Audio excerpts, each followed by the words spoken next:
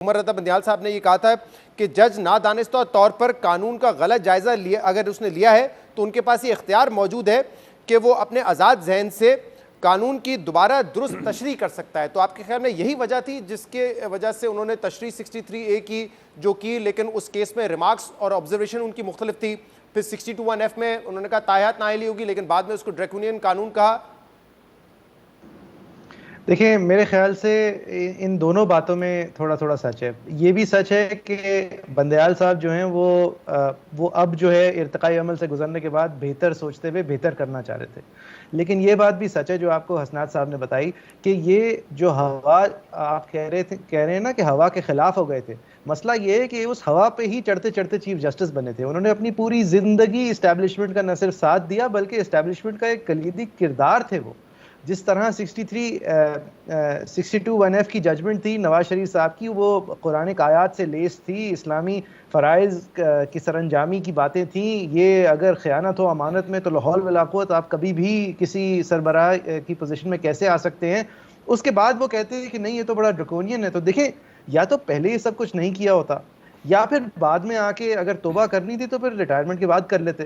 لیکن آپ یہ اسکوائر آف نہیں کر سکتے کہ جب بھی خان صاحب سامنے نظر آئے اور ان کے مفاد جو ہیں وہ بہتر نظر آئے تو پھر بندیال صاحب کا جو ہے وہ ایمان پختہ ہو گیا اور ان کو خیال آیا کہ میں آج تک تو بڑی کم کوالٹی کی ججمنٹس دیتا آیا ہوں، اب جو ہے میں ٹھیک ٹھاک انصاف کرتا ہوں. میں یہ مانتا ہوں کہ 63A کی ججمنٹ کی لکھت اور اس کے انالیسس کی کوشش بہت عمدہ ہے، لیکن اگر آپ تسلسل جوڑیں کہ وہ وہاں تک ہم پہنچے کیسے تھے تو یہ ایک انکنسسٹنسی، ایک کلیئر انکنسسٹنسی ہے میرے لیے. اور یہ پھر بہت زیادہ آسان ہو جاتا ہے کسی کے لیے کہنا کہ یہاں پر کیونکہ خان صاحب کو ضرورت تھی پی ایم اوقاف کے ووٹس کی لہٰذا یہ ساری بات آ گئی. یہ بھی کہا جا سکتا ہے لیکن کہ شاید ججمنٹ اس لیے آئی تاکہ اسٹیبلشمنٹ روایتی طور پہ انفلوئنس کرتی ہی پارلیمنٹری پروسیس کو ایسے ہے کہ ووٹس کی خریداری کروا دیتی ہے، لوگوں کو ادھر ادھر کر دیتی ہے. تو شاید آج اس کو روکنے کے لیے یہ ججمنٹ آئی. آپ اس کو اس طرح سیلیبریٹ کر سکتے ہیں لیکن پھر آپ اس کو اس تاریخ سے الگ نہیں کر سکتے جس تاریخ کے اوپر پورا بندیال صاحب کا سٹیمپ ہے کہ ہم یہاں تک پہنچے تو کیوں پہنچے. رہی بات قاسم سوری صاحب کی ججمنٹ کی، دیکھیں 5 دن کی ہیئرنگز ہوئی، 5 منٹ کی ہیئرنگ ہونی چاہیے تھی. اس ہیئرنگ میں الیکشن کمیشن کو بلایا، کیوں بلایا؟ ان سے کیوں پوچھا کہ آپ الیکشن کرا سکتے ہیں؟ اگر الیکشن کرانے کی نیت تھی سپریم کورٹ کی تو ہی ان کو بلا کے پوچھا نا. جس کے بعد الیکشن کمشنر صاحب نے کہہ دیا نہیں کرا سکتے، ابھی 90 دن میں نہیں ہو سکتے الیکشن، ابھی الیکشن کی تیاری نہیں ہے. جس کے بعد پھر شہباز شریف صاحب کو پوچھا، بلاول صاحب کیوں کیا؟ اگر لیٹر آف دا لا پہ چلنا تھا تو 3 منٹ کا فیصلہ تھا اگر یونانیمس آنا تھا، لہٰذا کچھ اور کوشش تھی وہاں پہ. مجھے یہ بتائیے کہ جیسے بھی احمد اویس صاحب نے جو پنجاب اور کے پی الیکشنز کی بات کی، اس وقت انہوں نے کہا کہ 90 دن میں الیکشن ہونے چاہیے. آئی ریمبر آپ بھی ہمارے شو پہ تھے اور آپ نے کہا بالکل یہ ایک آئینی طور پہ درست فیصلہ ہے.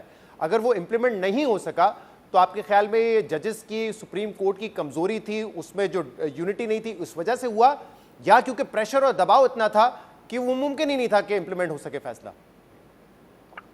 شہزاد ہو سکتا ہے کہ پریشر اور دباؤ اتنا زیادہ ہو جاتا کہ امپلیمنٹ نہ ہوتا، لیکن ہم نے تو کوشش ہی نہیں کی نا. سپریم کورٹ کے اندر اپنے آپ کو اس طرح ککون کر کے، اس طرح کی کمزور پوزیشن لے کے، کورٹ کے اندر سے اپنے اوپر وار کو نہ سنبھالتے ہوئے جب جج صاحب نے 3 ممبر بینچ کا فیصلہ دیا تو پھر تو یہ لڑائی ہی نہیں ہو پائی نا کہ آپ کہہ سکتے تھے. اگر پورا سپریم کورٹ ایک فیصلہ دیتا تو میں نہیں مانتا کہ اسٹیبلشمنٹ جتنی بھی طاقتور ہو، میں نہیں مانتا کہ اتنے آسانی سے اس فیصلے کو رد کیا جا سکتا. میں نہیں مانتا کہ رانا ثناء اللہ صاحب پریس کانفرنس کر کے مختلف جو آئینی اور سیاسی نوعیت کے کیسز تھے اس میں ججز بھی یہ ریکمنڈ کرتے رہے کہ آپ فل کوڈ بنا دیں، اور پھر بعد میں حکومت پریکٹس اینڈ پروسیجر ایکٹ بھی لے کر آئی جس پر ایکٹ بننے سے پہلے ہی حکم امتناع دے دیا گیا.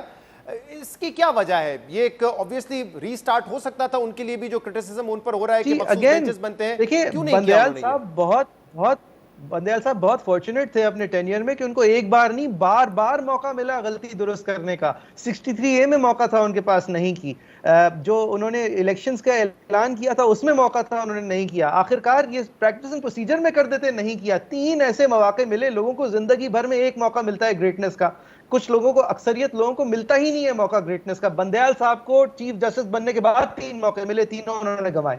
کیوں؟ کیونکہ ان کو یا تو کمفرٹ پسند تھا کہ سب لوگ میرے ساتھ حامی بھریں، یا اس بات میں ان کو شوق تھا کہ میں چیف جسٹس ہوں، میرے ساتھ اگر میں اگر بینچ کی میجورٹی ہار گیا تو کتنا برا لگے گا. I don't know what it was.